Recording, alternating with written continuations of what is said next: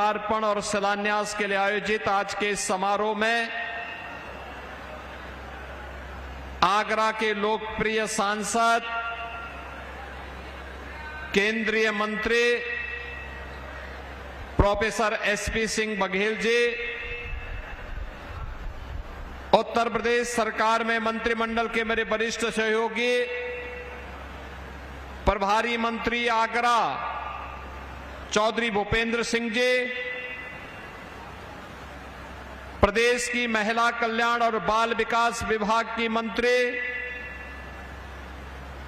आगरा ग्रामीण की लोकप्रिय विधायक श्रीमती बेबी रानी मौर्य जी, प्रदेश के उच्च शिक्षा के मंत्री, आगरा दक्षिण के लोकप्रिय विधायक श्री योगेंद्र उपाध्याय जी, प्रदेश सरकार के मंत्री श्री धर्मवीर प्रजापति जी,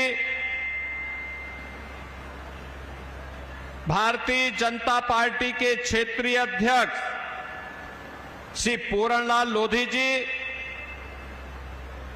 महापौर श्रीमती हेमलता दिवाकर जी, जिला पंचायत अध्यक्ष डॉक्टर मंजू भदौरिया जी, माननीय सांसद श्री नवीन जैन जी, माननीय सांसद फतेहपुर सीकरी श्री राजकुमार चाहर जी, माननीय विधायक श्री पुरुषोत्तम खंडेलवाल जी,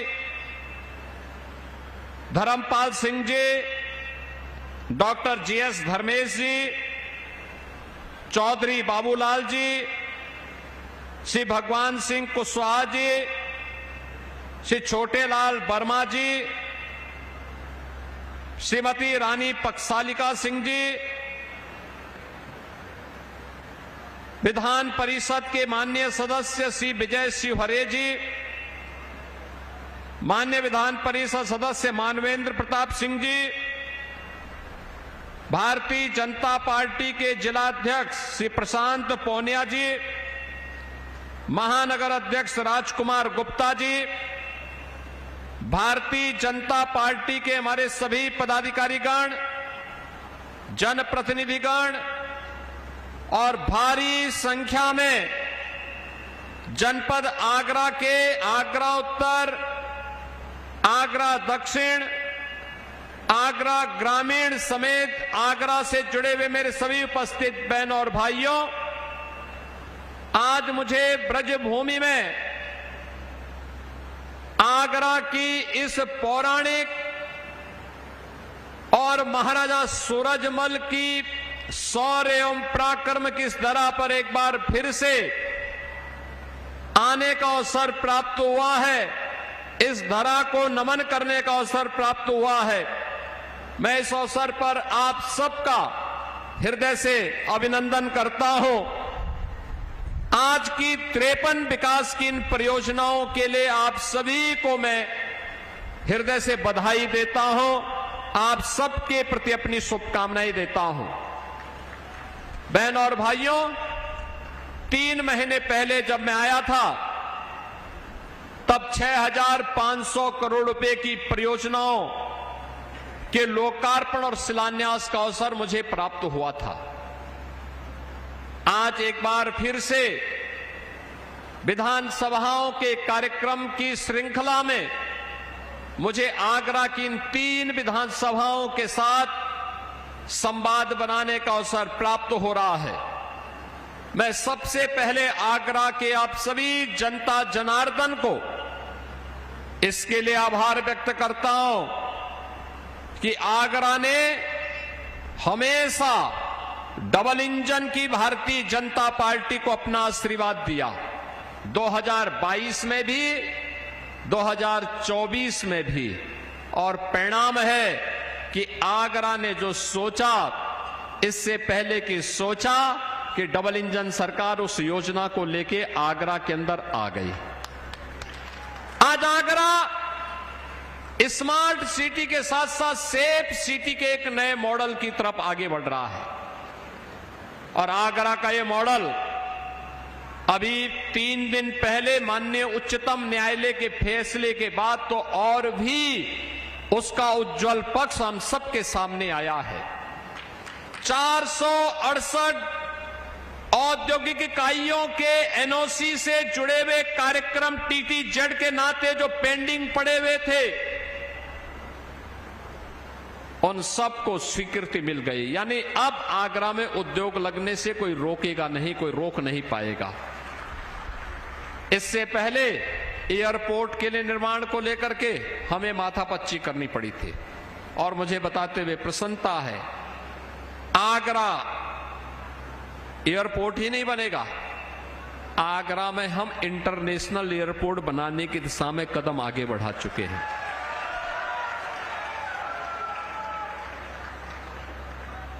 अब आगरा एक बार ब्रजभूमि के औद्योगिक गतिविधियों का ही नहीं, टूरिज्म के भी एक नए केंद्र के रूप में विकसित हो रहा है। कनेक्टिविटी देखो कितनी बेहतरीन कनेक्टिविटी हुई है। आगरा के अंदर हर प्रकार की कनेक्टिविटी को एक मजबूती प्रदान करने की दिशा में डबल इंजन सरकार ने जो कार्य प्रारंभ किया, आज वो आप सबके सामने है। आगरा में पेरू का इंटरनेशनल पोटैटो सेंटर भारत के अंदर कहीं खुलना था, हम लोगों ने कहा आगरा में हम जमीन उपलब्ध करवाते हैं। और मुझे अच्छा लगा कि इंटरनेशनल पोटैटो सेंटर ने यहां पे सफलतापूर्वक काम करना प्रारंभ कर दिया है। यहां के अन्नदाता किसानों का लाभ होगा। यहां पे किसान के उत्पाद को वैल्यू एडिशन मिलेगा, और कई गुना दाम मिलने के बाद हमारे अन्नदाता किसानों की आमदनी बढ़ेगी, उनके चेहरे पर खुशहाली आएगी, एक नया आत्मविश्वास उनके मन में देखने को उनके चेहरे पर देखने को मिलेगा। बहनों और भाइयों, आज आगरा, हमने जो पहले भी कहा कि वर्षों से लटकी हुई परियोजनाएं, टीटीजेड के नाते जो कार्य नहीं हो पाते थे, माननीय उच्चतम न्यायालय ने अभी उसको अपनी हरी झंडी दी है। और मेरा मानना है अब हम लोग एक स्मार्ट, एक सेफ, एक फ्यूचर रेडी सिटी के रूप में आगरा के विकास को आगे बढ़ाने की दिशा में कार्य कर पाएंगे। आधुनिकीकरण के इस दौर में मल्टी लेवल पार्किंग की व्यवस्था हो, integrated command and control centre के निर्माण का हो, या फिर सिटी को ट्रैफिक फ्रेंडली बनाने का कार्यक्रम हो, आज ये मजबूती के साथ आगरा के अंदर हम सबको देखने को मिल रहा है। और इसीलिए तो अब आगरा के विकास के लिए हम लोगों ने इस कार्यक्रम को आगे बढ़ाया है। आगरा से जुड़े हुए अन्नदाता किसानों के जो मामले थे, जहां पे अक्सर चर्चाएं होती थी, वर्षों से मामले लटके हुए थे, मेरे पास जो भी माननीय विधायक प्रस्ताव लेकर के आया, अन्नदाता किसानों की समस्याओं को लेके आया, हमने वहीं पे उसका समाधान का रास्ता भी निकाला। हमने कहा किसान को, अन्नदाता किसान को ज्यादा दाम मिलना चाहिए, सर्किल रेट बढ़ना चाहिए, अच्छा दाम मिलना चाहिए, और जहां पे हम नए दाम के अनुरूप नए पैसा नहीं दे सकते, वहां पे हम अन्नदाता किसान की लैंड को छुएंगे भी नहीं, वहां पे उसको हम किसी भी प्रकार से कोई नुकसान नहीं पहुंचाएंगे। बहनों और भाइयों, अब विकास के लिए जो भी प्रस्ताव मेरे पास यहां से आते हैं, उन प्रस्तावों को प्राथमिकता के आधार पर अपनी स्वीकृति देकर के हम कार्य करते हैं। और आज मुझे बताते हुए प्रसन्नता है, ग्रेटर आगरा के लिए हम लोगों ने 5,200 करोड़ रुपए की अधिक सी लागत का एक 10 टाउनशिप के निर्माण के कार्यक्रम को भी अपनी सहमति दी है। ये ग्रेटर आगरा का एक मॉडल बनेगा। आगरा ग्वालियर रोड पर 1,500 करोड़ रुपए की लागत से अटलपुरम टाउनशिप योजना ये अलग से विकसित की जा रही है, और 10,000 परिवारों के लिए आवास और कमर्शियल सुविधा अकेले एक स्थान पर वहां प्राप्त होने वाली है। बहनों और भाइयों, आज आगरा में सीवेज ट्रीटमेंट प्लांट, यहां पर इस कार्यक्रम को सफलतापूर्वक लागू किया गया है, तो साथ साथ ओडीओपी और ओडीओसी के बाद पहले यहां का लेदर उद्योग और अब ओडीओसी में पेठा को भी हमने शामिल करके उसको वैश्विक मान्यता देने की दिशा में कार्य प्रारंभ किया है। डिफेंस मैन्युफैक्चरिंग कॉरिडोर का एक महत्वपूर्ण नोड आज आगरा के अंदर हम लोग विकसित करने जा रहे हैं और मुझे बताते हुए प्रसन्नता है कि आगरा किले के पास छत्रपति शिवाजी महाराज के नाम पर याद करिए मानसिकता होती है। जिस आगरा में छत्रपति शिवाजी महाराज ने अपना शौर्य दिखाया था, समाजवादी पार्टी सरकार वहां मुगल म्यूजियम बना रही थी। हमने कहा उत्तर प्रदेश की जनता के पैसे का काम किसी आक्रमणकारी के नाम पर म्यूजियम नहीं, बल्कि भारत के राष्ट्र नायकों के नाम पर म्यूजियम बनेगा और छत्रपति शिवाजी महाराज के नाम पर भव्य म्यूजियम के निर्माण का कार्य इस वर्ष के अंत तक हम निर्माण कार्य उसका पूरा कर चुके होंगे। इसके अलावा आगरा में छत्रपति शिवाजी महाराज जिस कोठी में रहते थे, उसके अधिग्रहण की कार्रवाई को भी हम लोगों ने अपनी सहमति दी है। यहां पर बटेश्वर धाम, कैलाश मंदिर, गुरु का ताल, गीत गोविंद वाटिका, सरदार अटल बिहारी वाजपेयी जी की जन्मस्थली बटेश्वर के साथ ही फतेहपुर सीकरी, सौरीपुर जैन तीर्थ, इन सभी के विकास के कार्यक्रम को आगे बढ़ाने के साथ ही अभी यहां पे केंद्रीय मंत्री प्रोफेसर एसपी सिंह बघेल जी कह रहे थे कि लोक माता की स्मृति में, और आज मुझे बताते हुए प्रसन्नता है कि आगरा में भी लोक माता अहिल्याबाई होलकर की स्मृति में 500 महिलाओं के लिए एक श्रमजीवी हॉस्टल के निर्माण की सहमति राज्य सरकार ने दी है, उसके पैसे भी स्वीकृत हो गए हैं। इसके साथ ही यहां पे अन्य तमाम प्रकार के कार्यक्रमों को आगे बढ़ाते हुए आज यहां पे विकास के जिन कार्यक्रमों को हम आगे बढ़ा रहे हैं, वहां पर हजारों करोड़ रुपए की परियोजनाएं कहीं ब्रिजेज के हैं, कहीं फ्लाईओवर के हैं, कहीं सड़कों के चौड़ीकरण और सुदृढ़ीकरण के हैं, कहीं पॉलिटेक्निक और आईटीआई के हैं, कहीं पे नए कॉलेजेस और नए यूनिवर्सिटी के निर्माण के कार्यक्रम हैं। बहनों और भाइयों, ये सभी कार्य इसलिए आगे बढ़ पाते हैं क्योंकि आपके द्वारा चुने गए जनप्रतिनिधि लखनऊ और दिल्ली में इसकी पैरवी जोरदार तरीके से करते हैं। लखनऊ और दिल्ली में जब सुनवाई होती है तब विकास का कार्य आपके जनपद और आपके नगर में आते हैं। 2017 के पहले यही संवाद नहीं था, यही संवाद नहीं था। जो लोग चुने गए थे वे अपने विकास में व्यस्त थे। जनता का पैसा सेफई सिंडिकेट के लूट खसोट और डकैती का माध्यम बन गया था। और बहनों और भाइयों, चाहे नौजवान की नौकरी पे डकैती का मामला रहा हो, चाहे वह गरीब की योजनाओं पर छीना झपटी रही हो, चाहे वह अन्नदाता किसानों की खुशहाली को छीनने का कार्य पाप रहा हो, इस समाजवादी पार्टी के लोग या उससे पहले कांग्रेस के लोगों के द्वारा यह पाप निरंतर किया जाता रहा। और उस पाप की परिणति थी कि यूपी के नौजवान के सामने पहचान का संकट आया था। उस पाप की परिणति थी अन्नदाता किसान आत्महत्या करने के लिए मजबूर होता था।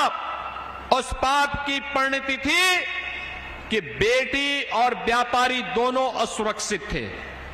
और आज ये डबल इंजन की सरकार प्रधानमंत्री मोदी जी के नेतृत्व में बिना रुके, बिना डिगे, बिना थके, बिना भेदभाव के, क्या गांव, क्या गरीब, क्या किसान, क्या नौजवान, क्या महिलाएं, समाज के प्रत्येक तबके के उन्नयन के लिए पूरी प्रतिबद्धता के साथ कार्य कर रही है, बिना भेदभाव के। आपने देखा होगा प्रधानमंत्री मोदी जी के नेतृत्व में विगत 1 वर्ष में ही 12 लाख नौजवानों को सरकारी नौकरी मिली, और उत्तर प्रदेश में हम लोगों ने 9 वर्ष में 9 लाख नौजवानों को सरकारी नौकरी दी।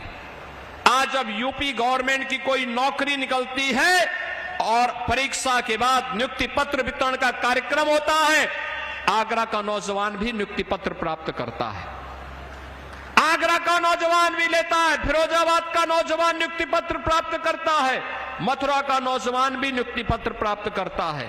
अन्यथा इससे पहले सिपाही सिंडिकेट उसमें कुंडली मार करके बैठ जाता था, चाचा भतीजे की जोड़ी वसूली करके उस पूरे कार्यक्रम को इतना विवादित कर देती थी कि पूरा का पूरा अभियान फेल हो चुका होता था, न्यायालय को स्टे करना होता था।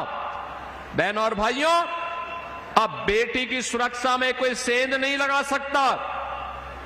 अब कोई व्यापारी घर से निकल करके ये कामना करके नहीं आता है कि शाम को पता नहीं मैं अपने परिवार का मुंह देख पाऊंगा कि नहीं देख पाऊंगा। अब तो बेटी और व्यापारी की सुरक्षा में सेंध लगाने का मतलब 2 ही जगह होंगी, या जेल होगा या जहन्नुम होगा, तीसरी कोई जगह नहीं होगी।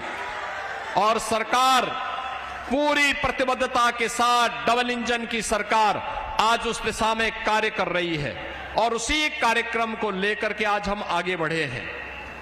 बहनों और भाइयों, इन सब कार्यों के लिए, जिन कार्यों को मैंने आपके सामने गिनाया, ये कार्य पिछली सरकारें भी कर सकती थी, लेकिन इसके लिए फुर्सत चाहिए, इसके लिए समय चाहिए, इसके लिए जनप्रतिनिधियों के साथ संवाद चाहिए, इसके लिए जनप्रतिनिधियों का जनता जनार्दन के साथ संवाद चाहिए, और इसके लिए सोच भी चाहिए। जिनकी सोच स्वयं के परिवार की हो, जिनकी सोच केवल सीमित दायरे तक हो, उनसे इतने बड़े विकास के कार्यों की उम्मीद नहीं की जा सकती है।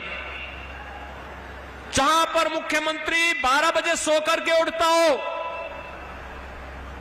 2 बजे तक तैयार होता हो, 5 बजे जिम चला जाता हो, 7 बजे के बाद अपनी मित्र मंडली के साथ बैठ करके मौज मस्ती में लिप्त हो जाता हो, वहां का तो भगवान ही मालिक था। यही कारण था हर जिले में एक माफिया पैदा हो गया था, हर थाना हर तहसील गुंडे और माफियाओं के हवाले हो चुके होते थे।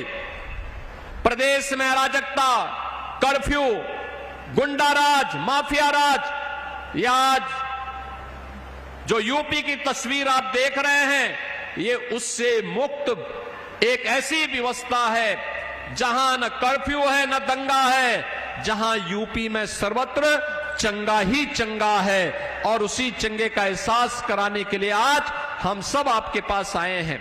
आज जो विकास की परियोजनाएं हैं वो इसकी एक लघु झलक है, और पिछले उन कार्यक्रमों की श्रृंखला का हिस्सा है जो पिछली बार हमने 6,500 करोड़ रुपए की परियोजनाओं का उपहार आगरा वासियों को उपलब्ध करवाया था। बहनों और भाइयों, विकास का एक क्रम आगे चलता रहे, इसमें निरंतरता बनी रहे, इसके लिए आप सबका आशीर्वाद इन जनप्रतिनिधियों को प्राप्त होते रहना चाहिए, क्योंकि आपका आशीर्वाद इनकी ऊर्जा का कारण है, और इनकी ऊर्जा डबल इंजन सरकार की ऊर्जा होती है। डबल इंजन सरकार तब फर्राटेदार तरीके से बुलेट ट्रेन की स्पीड से आगे बढ़ पाती है, और तब आगरा एक विकसित आगरा की परिकल्पना को साकार करते हुए एक smart, safe and future ready city के रूप में अपने आप को स्थापित करते हुए आगे बढ़ता हुआ दिखाई देता है। और उसी आगरा के साथ आपको जोड़ने के लिए आज हम सब यहां पर उपस्थित हुए हैं। इतनी देर से आप यहां पर हैं, आपके इस उत्साह और धैर्य के लिए आपका मैं अभिनंदन करता हूं। सैकड़ों करोड़ की इन परियोजनाओं के लिए आगरा ग्रामीण, आगरा उत्तरी और आगरा दक्षिण के सभी मतदाता बहनों और भाइयों का अभिनंदन करता हूं, उन्हें बधाई देता हूं। अपने माननीय जनप्रतिनिधियों को हृदय से धन्यवाद करता हूं और विश्वास करता हूं कि विकास और विरासत के इस अभियान में आप सभी का इसी प्रकार से योगदान मिलता रहेगा।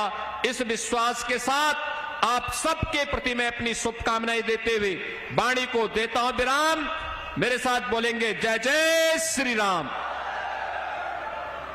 बहुत बहुत धन्यवाद। एक बार जोरदार तालियों के साथ अभिनंदन, वंदन, स्वागत। परम आदरणीय श्रद्धेय श्री माननीय मुख्यमंत्री जी के आशीर्वचन से हम सभी अनुग्रहित हुए, हम सभी का मार्गदर्शन हुआ।